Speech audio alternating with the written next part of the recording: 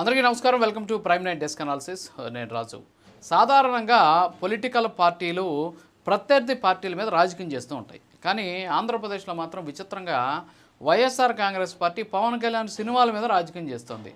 అసలు హరిహర వీరమల్లు రిలీజ్ అయితే, హరిహర వీరమల్లు సక్సెస్ అయితే, హరిహర వీరమల్లు సినిమాని జనాలు చూస్తే, హరిహర వీరమల్లు సినిమాకి కలెక్షన్లు ఎక్కువ వస్తే వైఎస్ఆర్ కాంగ్రెస్ పార్టీకి ఏదో తీవ్ర స్థాయిలో నష్టం జరిగిపోయింది అనే విధంగా ఈరోజు వైఎస్ఆర్ కాంగ్రెస్ పార్టీ ప్రచారం చేస్తోంది. అసలు సినిమా రిలీజ్ కాకముందే బ్యాన్ చేయండి సినిమాని అని చెప్పేసి హ్యాష్ ట్యాగ్ని ట్రెండింగ్లోకి తీసుకొచ్చింది. ఒక్కసారిగా social media YSR Congress Party social media అకౌంట్లన్నీ కూడా యాక్టివ్ అయిపోయినాయి. హరిహర వీరమల్లు సినిమాని బ్యాన్ చేయండి. అప్పుడెప్పుడు ఆయన ఆవేశపూరితంగా మాట్లాడుతూ పవన్ కళ్యాణ్ గారు చెప్పుతో కొడతా అన్నారు, లేకపోతే ఇంకొక మాట ఏదో అన్నారు. సో కాబట్టి నేను సినిమా చూడను అని చెప్పేసి అప్పుడెప్పుడు అన్న మాటను తీసుకొచ్చేసి సినిమాని ఫ్లాప్ చేయండి అని చెప్పేసి ఇష్టానుసారంగా ప్రచారం చేశారు. సో పప్పులోడుకలా మొదటి రోజు మంచి కలెక్షన్స్ వచ్చాయి. అంతకుముందు జరిగిన ప్రీమియర్ షోలు కూడా మంచి కలెక్షన్స్ వచ్చాయి. దీన్ని చూసినటువంటి వైఎస్ఆర్ కాంగ్రెస్ పార్టీ సోషల్ మీడియా కావచ్చు, అనుకూల మీడియా కావచ్చు, మరో కొత్త పందాన్ని తెరపైకి తీసుకొచ్చింది. ఏంటి అంటే అసలు కలెక్షన్లే లేవు. ఎక్కడో ఒక థియేటర్లో, ఎక్కడో ఒక పల్లెలో ఉన్న థియేటర్లో ఫోటో తీసి ఈ సినిమాని ఎవరు చూడట్లేదు, సినిమా హాల్ అంతా కూడా ఖాళీగా ఉందని చెప్పేసేటువంటి ప్రయత్నం చేశారు. అది కూడా వర్కౌట్ కాల. ఇక ఏకంగా వైఎస్ఆర్ కాంగ్రెస్ పార్టీ ప్రధాన మీడియా రంగంలోకి దిగేసి అసలు పవన్ కళ్యాణ్ ప్రేక్షకులను మోసం చేసేసాడు, పవన్ కళ్యాణ్ డూపు నటించేశాడు హరిహర వీరమల్లులో.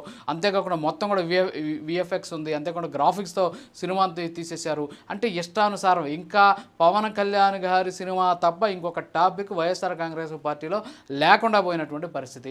ఇప్పుడేమో అసలు కలెక్షన్సే లేవు, మొత్తం థియేటర్లన్నీ కూడా ఖాళీగా ఉన్నాయని చెప్పేసి ప్రచారం చేసుకునేటటువంటి పరిస్థితి కనిపిస్తుంది. సో ఇక్కడ తెలుసుకోవాల్సినటువంటి విషయం ఏంటంటే కలెక్షన్స్ విషయానికి వస్తే దేశవ్యాప్తంగా కూడా, అంటే అది సౌత్లో కావచ్చు, నార్త్లో కావచ్చు, భారతదేశ వ్యాప్తంగా హరిహర వీరమల్లు సినిమా తెలుగులో మాత్రమే, అంటే తెలుగు వర్షన్లో మాత్రమే రిలీజ్ అయింది.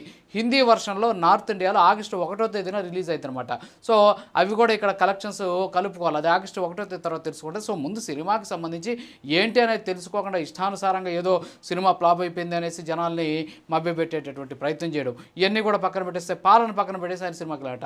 గతంలో మాదిరి అదేదో అన్న వస్తున్నాడు, లేకపోతే ఇంకో సినిమా వస్తుంది, ఇంకో సినిమా వస్తుంది, 4-5 సినిమాలు ప్రభుత్వ నిధులను దోచిపెట్టి మరి సినిమాలు తీయించాం కదా మనం. కొంతమంది పెద్ద పెద్ద డైరెక్టర్లను తీసుకొచ్చి సినిమాలు తీయించేసి వాళ్ళకి అనూచానంగా డబ్బులు ఇచ్చేసి, ఒక ఆయనకైతే ఏకంగా హార్సిరీస్ కొండ మీద భూములు తారాదత్తం చేసి సినిమా తీసేసినందుకు, అంతేకాకుండా సినిమా థియేటర్లను బుక్ చేసుకొని ప్రజలందరూ కూడా ప్రభుత్వ ధనంతో తరలించేసి సినిమాలు చూపించాం కదా. ఆ సినిమా కాదు ఇది. ఇది పవన్ కళ్యాణ్కి ఫ్యాన్ బేస్ ఉన్నటువంటి పర్సన్. ఆయన స్వతహాగా సినిమాల్లో నుంచి వచ్చినటువంటి వ్యక్తి ఆయన.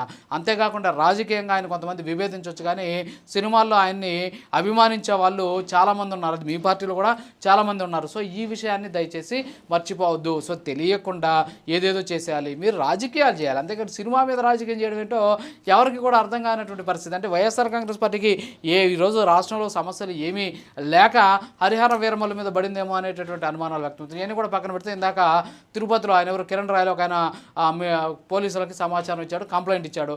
ఏంటంటే హెచ్డీ ప్రింట్ బయటకు వచ్చిందంట. సో ఇవన్నీ కూడా కుట్రలు జరుగుతున్నాయి. హరిహర వీరమల్లు అనేటటువంటి సినిమా చుట్టూ కుట్రలు జరుగుతూనే ఉన్నాయి. ఆ సినిమా రిలీజ్ కాకుండా ఆపేటటువంటి. గతంలో కూడా పవన్ కళ్యాణ్ సినిమా వస్తుందంటే చాలా పాపం వైఎస్ఆర్ కాంగ్రెస్ పార్టీకి నిద్రపట్టినటువంటి పరిస్థితి. ఆ సినిమాకి సంబంధించిన టికెట్ల రేట్లు పెంచుకోరు, సినిమా థియేటర్లకి తహసీల్దార్ని పంపిస్తారు, సినిమా థియేటర్లోకి వెళ్ళి తినుబండారాల మీద ఫుడ్ ఇన్స్పెక్టర్లు వెళ్ళి దాడులు చేస్తారు.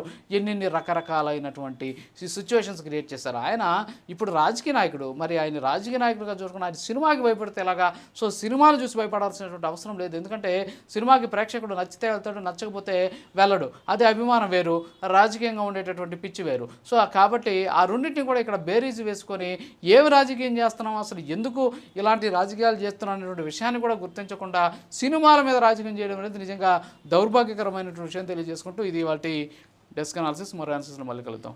నమస్కారం.